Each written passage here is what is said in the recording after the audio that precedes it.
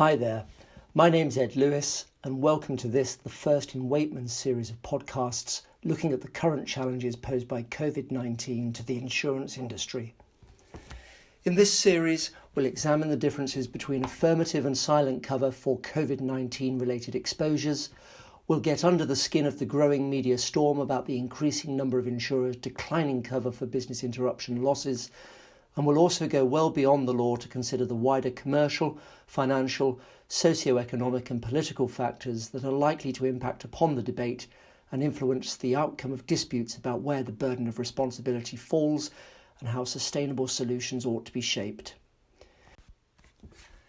In this first podcast, I'm going to draw out a number of these themes to set the scene for more detailed and closer examination of the types of cover that are relevant to the business interruption debate, likely government and regulatory intervention, and the strategic issues which all organisations operating within the UK insurance industry need to consider for the sake not just of themselves, but their industry as a whole. So let's get started. Well, you can't have escaped the headlines in recent days, with MPs lobbying the government to intervene and force insurers to use dividends to pay COVID-19 claims, and claimant lawyers circling. The pressure upon the insurance industry really couldn't be much greater right now. The insurance industry is heading towards considerable damage to its public standing, was the view of MP Jonathan Edwards at the start of this week when he filed an early day motion suggesting that even if there is no cover for COVID-19, insurers must be prepared to do their bit for the wider problems facing society. In his view, they should feel morally compelled to act even if the letter of their policy wordings does not require them to do so. But he stopped short of demanding retrospective action, unlike the stance that we've seen being taken by some US state governments. Rather, he sees the need for action moving forward, and the reallocation of dividend payments for this year was where he thought a gesture and step forward ought perhaps to come first. A noble idea, some might say, but if this is truly about sacrifice for the wider public good, then surely it's not just the insurance industry that should be compelled to step in and hand over their dividends. Is the call to action not one that should be brought to the doorstep of every corporation still able to turn a profit in these extremely challenging times? If this is really about finding the money to keep all businesses afloat, then why is it that burden should fall solely upon the shoulders of insurers to bear? Over the next few days, we're going to address this proposal and many more of the issues that are currently dominating the news concerning insurance for COVID-19 exposures. It's important to start, though, with a degree of reflection on the business of risk, to understand how insurance has evolved and why something so significant as COVID-19 appears, for the most part, to be outside the scope of most non-life insurance policies. History reflects well on insurers. Insurance has evolved over centuries to guard against the consequences of numerous different risks. For the most part, its evolution often correlates closely with a major catastrophe or societal change, out of which a new class of cover has then emerged. The Great Fire of London in 1666 gave birth to property insurance. The Industrial Revolution and the advance of rail travel in the 1840s gave birth to accident and health insurance. The advent of automobile travel gave birth to motor insurance shortly before the turn of the 20th century. And then in more recent times, the dot-com boom and the digitalisation of data gave birth to cyber insurance in the late 1990s, whereas, of course, modern terrorism insurance can trace its roots back to 9/11. To be fair, the insurance industry has done a very good job of responding to the needs of mankind whenever a solution to a new type of risk has been required. So why is pandemic an outlier in the midst of all of this? Well, to be honest, I don't believe that it is. The insurance industry has reacted meaningfully to the principal risk, the risk to life that's inherent in most pandemics. So why then is the insurance industry getting such a bad press right now? Why is the news filled with headlines about insurers not paying out? Well, let's take a look back at history first. Because to understand the current dynamic properly, first we need to understand how pandemic risk has evolved over the last 2,000 years. It often correlates closely with human migration and travel. In that period of time, there have been about 15 pandemics worthy of note, in that they each posed a high risk of morbidity and mortality.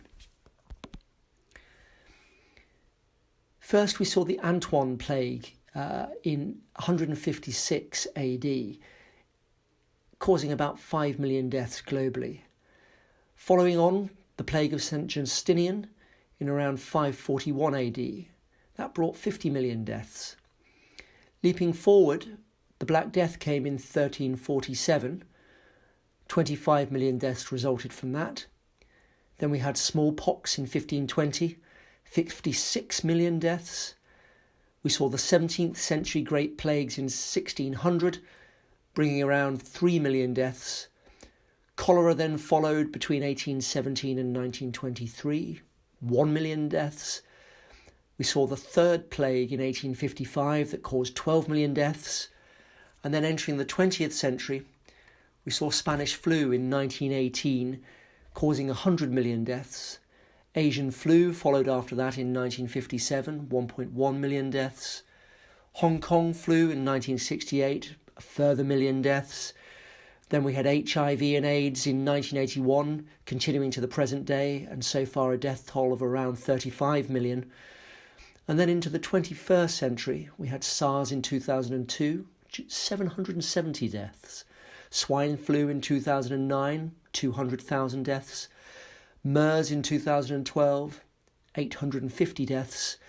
Ebola in 2014, just over 11,000 deaths. And then, of course, COVID-19 right at the tail end of last year and then early this year. It's caused just over 210,000 deaths globally to date, but obviously that figure is still rising. Now, what all of those pandemics and the death rate show is that, with the exception of COVID-19, there has been very limited adverse global experience of pandemic in the last 100 years, with statistically much lower rates of transmissibility and infection.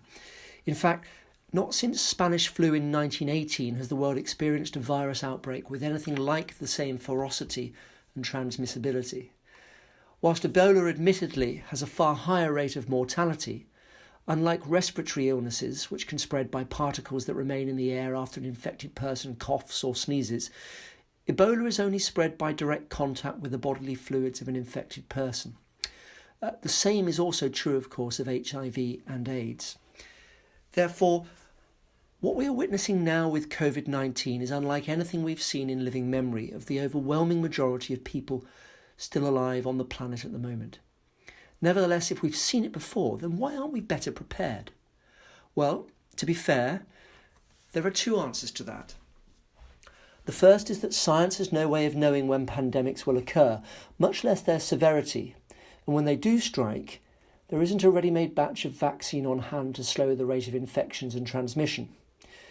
We're fortunate that in modern times, science has at least evolved to such an extent that we are now able to study and develop vaccines within a window of maybe 1 to 2 years of an outbreak.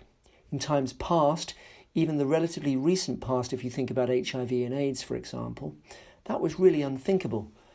Either way, though, the priority throughout history has always been upon the preservation of lives, and the relative cost of pandemics has always been counted in terms of the number of lives lost. Now, hold that thought, because the second answer to the question I posed about why we are not better prepared is that it may actually be really quite wrong to suggest that is the position in the first place at all. In fact, one of the principal lessons that was warned must be learned in the aftermath of Spanish flu is that it is critical to intervene early. And that is precisely what governments around the world have done in more recent pandemics, especially this time around, in order to protect lives and prevent healthcare systems from becoming overrun. But yet, even in spite of that early intervention, for many people, it still didn't come quickly enough. Only history will be the ultimate judge of whether that is right.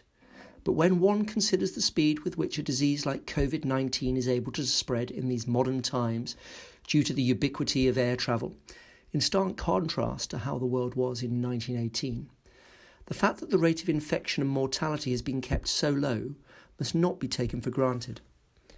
It is precisely because of that early intervention that the relative cost in terms of lives lost has been so low. Any life lost is of course terribly sad, but the global situation right now really could have been much, much worse, and we should not pretend otherwise. So why then, if we really were so well prepared for this pandemic, are so many people finding themselves without insurance cover? Well, let's pause for a moment. After all, there are many types of insurance cover.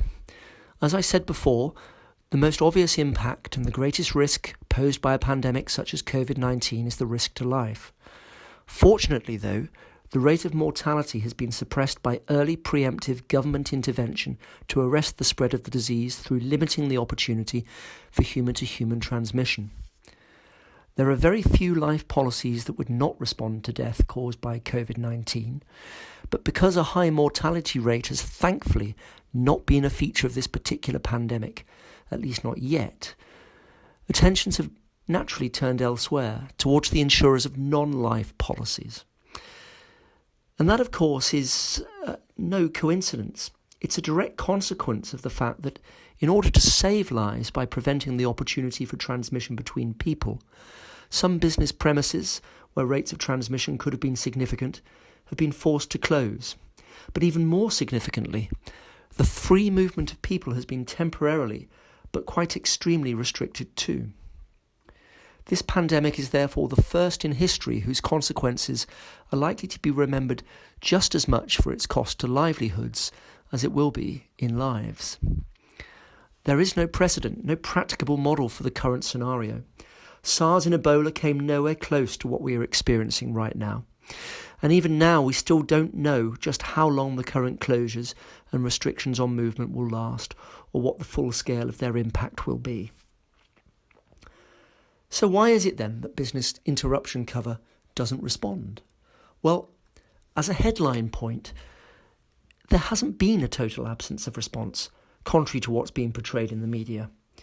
Coming up in our podcast series, we'll be taking a closer look at the types of insurance that address business interruption losses and those where cover for losses caused by COVID-19 related disruption may well be available. For the moment, though, I'm going to address the overarching principles of business interruption insurance to explain why, on the whole, loss of revenue due to government-imposed closures and restrictions on movement to prevent the spread of disease do not normally trigger cover in standard business interruption policies. The first business interruption policy taking a form anything near familiar to that which we now know today was first issued in London in 1939. It evolved specifically to meet the losses a business would typically suffer in getting back on its feet after experiencing a catastrophe at its premises, such as a fire. Often it would therefore feature as an extension to a property policy, without which the only recoverable losses would be the costs of reinstating the damaged premises to the condition they had been in before the fire. It would not cover the loss in revenue suffered due to the inability to trade during the period of the premises reinstatement. This new type of cover soon took off, and over time, insuring against interruption to trade and loss of revenue caused by the impairment or lost use of business premises from where revenue would otherwise have been generated became the standard trigger for most business interruption policies. Typically, though, the underlying cause of the temporary impairment or lost use of premises is usually required to be some form of physical damage, such as fire or flood, which prevents normal trading from being carried out from the premises until the damage has been repaired. Now, the problem with COVID-19, of course, is that for many businesses, their loss of revenue has nothing at all to do with any physical damage or impairment to their premises, which prevents them from trading. The reason that businesses are losing money is due to the lockdown and the fact that people are not allowed out other than to buy essential supplies, to work if they can't do their job from home, to seek medical treatment or to help a vulnerable person. Put another way, the interruption is not so much to trade as it is to the public's ability to consume. There may be some instances, of course, in which contamination of premises has occurred due to the presence of persons known to be infected with COVID-19 forcing closure. For example, those that we saw with schools in the weeks before the lockdown came into force. But even in those rather more limited circumstances, any business suffering loss would still need to show that but for the specific contamination its premises suffered, it would have been able to remain open and continue trading without any other impact on its revenue. In the weeks leading up to lockdown, there was already a significant reduction in footfall on the high street though, so revenues would likely have been down in any event. And then, of course, when the lockdown restrictions came, they would have suffered the same overall loss in revenue from that point onwards. Nevertheless, as we'll see in our forthcoming podcast on business interruption cover, the question as to whether the absence of physical damage or impairment to premises precludes cover from responding will very much depend upon how a policy defines loss in the context of the trigger event, which entitles a policyholder to cover. Insurers may not have intended to give cover other than where premises suffer physical damage, but loose wording may lead to very different outcomes, and for some insurers, an unpleasant surprise. So what about those businesses which have been forced to close and have lost revenue, such as restaurants and bars? Well, the answer is that some insurance policies do in fact respond, but typically only where the cover has been extended expressly to include human infectious disease. Even then, though, the cover is usually quite tightly worded, so that it only applies where a disease is notifiable under the Health Protection Notifiable Diseases Regulations 2010, or it appears in a list specified by the insurer within the policy wording itself. Beyond that, the cover is also often limited to where the disease is identified at or within close proximity to the policyholder's premises. The underlying reason for this being that, much like where premises are forced to close due to physical damage, the time and cost of decontaminating the premises after the presence of an infectious disease can be modelled with reasonable certainty, and therefore so too can the lost revenue over that period of time. Where physical damage or infectious disease is far more prolific over a larger geographical area, it becomes much harder for the consequences to be modelled, and the financial exposure is likely to be many times higher, and ultimately the degree of control which can be exercised over the remedial action required to cure the loss is greatly diminished. Therefore, infectious diseases, in much the same way that major natural disasters tend to be, are now generally excluded as a trigger for cover in most standard business interruption insurance policies, something that was prompted by the previous SARS and Ebola pandemics. This is particularly important to note because in spite of its much lower profile and scale, the economic impact of SARS alone was approximately $4 billion for Hong Kong, $6 billion for Canada, and $5 billion for Singapore. It goes to show just how significant and systemic business interruption losses can be. Nevertheless, for those insurers who have written extended business interruption cover for infectious disease, it will be important to consider how the disease is defined, and then, in turn, whether any applicable geographic restrictions hold firm. Once again, we're going to pick this up in more detail in our podcast dedicated to a deeper examination of the various types of insurance cover which may respond to COVID-19 disruption. However, here's some food for thought in the meantime. Firstly, on the question of what constitutes an infectious disease, I mentioned before that typically this will be either a disease that is notifiable under the Health Protection Notifiable Diseases Regulations 2010, or one appearing in a list specified by the insurer within the policy wording itself.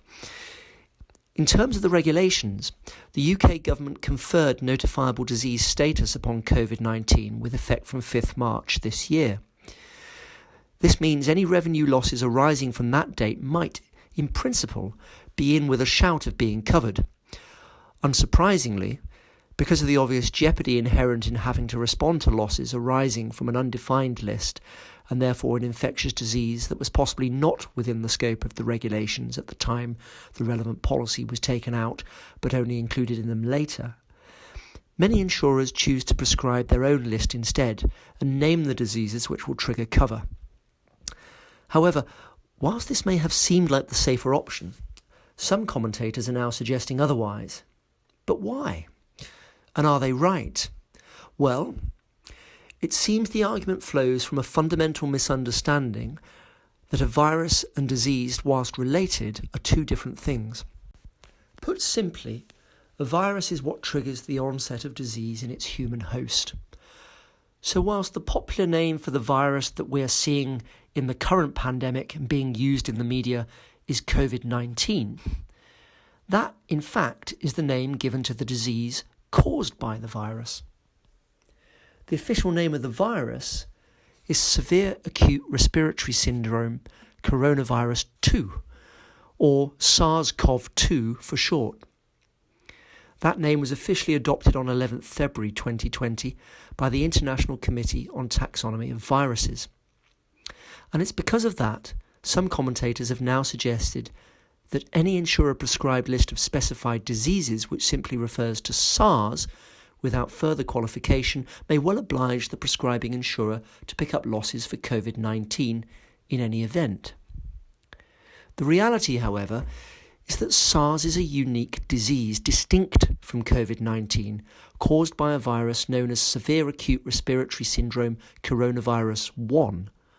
Confused? Well, please don't be. It's an unfortunate thing that the terminology used for SARS as a disease was so similar to the name given to the virus known to cause it, and is so similar now to the name of the virus known to cause COVID-19. Nevertheless, SARS and COVID-19 are definitely not the same disease, and it would be wrong to conflate them. Secondly, I want to touch on location. Whilst cover is often restricted to damage or infection at the premises itself, or within a narrowly defined radius of the premises, there is no obvious reason why the cover should not respond even though the presence of the disease has spread more widely across the whole country. The reason why wide area damage often precludes the engagement of cover in business interruption policies is because of the use of the but-for test to determine what the loss would have been but for the damage at the premises. In cases involving not just damage to the defined premises or a surrounding radius, but also more extensive surrounding devastation, the result of applying the but-for test is that the policyholder's ability to trade will typically be shown to have been impaired for the same duration, if not a lot longer in any event. On the face of it, COVID-19 is different though, because the risk of infection at a particular business premises or in its immediate vicinity is all at once coextensive with the risk anywhere in the country. Put a different way, the effect of the government's closure order and restrictions on movement is to suggest that the risk of infection cannot be cured any more or less quickly locally at any individual business premises than it can be cured nationally. And so logically, the but-for test would produce an odd result and is likely, therefore, to be of no useful application. But is it right to impose what are arguably strained interpretations on business interruption cover to provide a financial lifeline for a risk that is largely unprecedented and whose impact is truly systemic? I think that in order to address this question, there are two issues that need to be considered. One is behaviour and the other is solvency. I'll deal with behaviour first. Now, behaviour is a funny thing. We all like to think that we behave rationally, but there are few things harder to model or predict in life than human behaviour. We have a natural bias towards believing that bad things really only happen to other people. And although we are surrounded by tons of data and information that we can study to make informed choices, when we encounter information or opinion which doesn't conform to our own individual point of view, we tend to dismiss or to admonish it. Whereas when we find something which conforms, we are reassured and rush to champion it as evidence of good sense, sometimes even no matter how statistically improbable that perspective might actually be. In much the same way, whether we have had a loss recently is typically one of the main drivers of insurance purchase. Once bitten, twice shy, so to speak. But even so, disasters don't live long in the memory. Even a disaster as tangible as an earthquake apparently doesn't generate the interest in insurance cover which it ought to do. Many would say that California's last major quake was in 1989, famously remembered as the World Series earthquake because it struck during a live broadcast of a baseball game between the San Francisco Giants and the Oakland A's. Others of similar magnitude have followed since, but it was the overall damage which the World Series quake caused that gives it its notoriety. It killed 63 people and caused billions of dollars in property damage. and yet roll forward to the present day, and statistically, only about 10% of Californians now have earthquake insurance. Closer to home here in the UK, similar examples apply in the context of both cyber and terrorism events. In spite of the 2 attacks on London Bridge, Manchester Arena, 9/11 and 7/7, still only about 10% of businesses choose to buy cover for terrorism. The statistic for cyber is broadly similar, even though NotPetya had such a devastating impact on so many businesses a couple of years ago, and the fact that cybercrime now ranks as the most common type of crime by a long chalk. It sounds implausible, but the reality is people rarely prepare rationally for an event that has major consequences, but one which they perceive has a low probability of happening to them. And as probability diminishes over time, the more that time passes, the more confident we become in our increasingly less rational preparation for a catastrophe, to the point where, eventually, the only preparation becomes a deep-rooted belief that the probability is so low we don't need to worry about making any other preparations at all. The reality, therefore, is that, just like cyber and terrorism, the vast majority of businesses choose not to buy business interruption cover, and even those that do rarely take anything beyond the standard commoditised offerings that typically exclude cover for infectious disease, a situation no doubt exacerbated further by the fact that, even where pandemic has been apparent in our lifetimes, it has been largely in Asian countries, and to a lesser extent in Africa, South America and the Middle East. In contrast, the West has been little affected. A final word then on solvency. Now, life catastrophe risk is specifically modelled under Solvency II's standard formula for life insurance.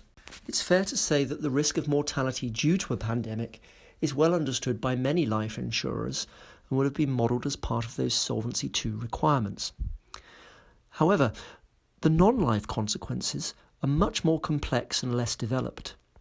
The interdependencies and cross-class accumulations are so varied with so many differing permutations that the risk seems an almost incalculable one, with Armageddon perhaps the only predictable outcome.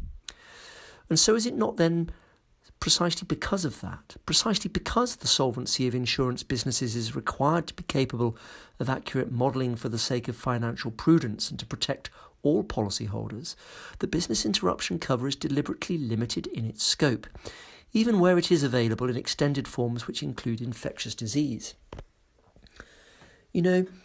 There's a very real danger, it seems to me, that in forcing insurers to meet claims for losses that were never contemplated by any of their models, the long-term consequences not just for the economy, but for society as a whole could be even more catastrophic than is currently in contemplation.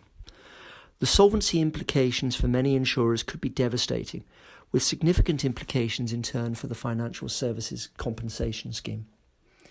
I think one thing is certain. Extraordinary times such as these call for exceptional pragmatism and compromise. The solution to a systemic risk such as the economic impacts of COVID-19 cannot be for one industry alone to bear. It is way beyond their ability to do so, irrespective of the debate about moral obligations. There has to be a government-led solution, an equivalent to Pool Re for systemic property damage and business interruption losses caused by terrorism, for example. So that concludes the first podcast in our series looking into the challenges posed by COVID-19 to the insurance industry. I hope you've enjoyed it, and I hope you'll join us next time as we take a look more closely through the lens of government and regulators, the prospect of mandated action being imposed on insurers in the US, and the potential consequences of that action if it were to happen closer to home here in the UK. Thanks for listening, take care, and catch you next time. Bye for now.